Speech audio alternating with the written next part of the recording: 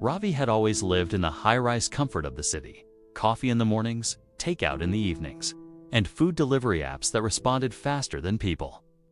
At 28, he was a rising marketing executive in Mumbai. His apartment was sleek, his plates expensive, and his food habits wasteful. Sushi, pasta, burritos, half-eaten, half-tossed. The curry was too spicy, it went in the trash. If the bread was a little hard, it went uneaten. To him, food was a choice, not a blessing. A lifestyle, not a necessity. His mother, a retired school teacher from a small village, would visit him often. She'd cook simple meals, dal, rice, sabzi. Ravi would look at the plate and say, "Ma, we live in the city now. Why do you still cook like we're poor?" One night, she said nothing, cleaned the table quietly while he ordered his real dinner online. But something would soon change that arrogance. It was a long weekend. Ravi's company had announced mandatory community service for all senior employees, a PR move, he thought. He chose a local food distribution camp reluctantly, just to tick the box. The first day, he arrived in sunglasses and branded sneakers, looking every bit out of place among the volunteers and slum residents. They handed him a ladle. "Start here. This is the line for children," the coordinator said. What line, he wondered. Then he turned. Hundreds of children, some barefoot, some in torn uniforms, others in their siblings' oversized clothes, stood silently in a line that snaked around the corner. They held dented steel bowls, plastic cups, even folded newspaper to receive whatever was being served. The food, plain khichdi, watery, minimal, no garnish, no sides. Ravi scooped mechanically, avoiding eye contact. Then he saw her. A little girl, no older than 6, stepped forward. Her hands shook as she held out a small, cracked bowl. Ravi filled it halfway. She looked up, her eyes wide. "Bhaiya, can I take a little more? My younger brother is sick.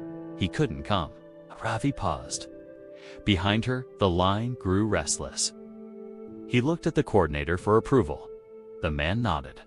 She smiled and whispered, "Thank you." She didn't ask for chocolate or a toy. Just a little more khichdi. Ravi's hands trembled for the first time that day. That evening, he didn't go to a party or open his delivery app. He sat at home, staring at his untouched takeout from the night before, still in the fridge, still uneaten. He heated it up and ate in silence. The next day, he returned to the food camp without being asked. Then again and again. It wasn't guilt that pulled him back, it was awakening. Over weeks, Ravi saw what hunger looked like, not in documentaries or headlines, but in the eyes of real people. He saw a rickshaw driver donate his portion to his mother, saying, "I'll eat later." He saw a young boy lick the last smear of khichdi off a banana leaf, fold it, and carry it home. He saw a woman cry because someone gave her 2 rotis instead of 1. And then, one day, Ravi saw a man his own age in the food line. Skinny, quiet, eyes lowered. He learned he was once a banker who lost everything to a medical crisis. Now, he stood in line for rice. That shattered Ravi. He realized hunger doesn't always wear rags. It sometimes wears old suits and silence. From waste to wisdom. Ravi quit ordering mindlessly. He began cooking simple meals again. Every grain mattered now.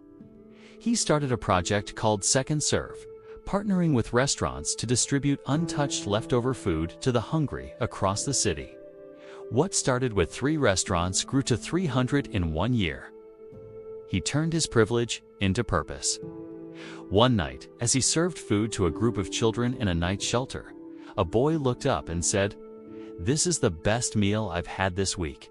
It was just dal and rice. But Ravi understood. It's not about how fancy a meal is, it's about whether you have one. 189 million people in India go hungry every day. 1/3 of the food produced globally is wasted, while millions die from undernourishment. In cities across the world, edible food is thrown out while children go to sleep on empty stomachs just kilometers away. You can measure a person's soul by the way they treat food. To you, it may just be leftovers. To someone else, it's a lifeline. Don't count your blessings. Serve them. Next time you leave food on your plate, think of the girl who asked for a second scoop of khichdi. Not for herself, but for her little brother. Think of the banker in line for rice.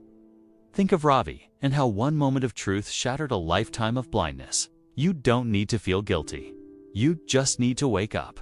Respect every grain. Because one day you might realize that what you waste, someone else is praying for. Please subscribe for more motivational videos and comment that no one should sleep with hunger. Please subscribe for more motivational videos and comment that no one should sleep with hunger.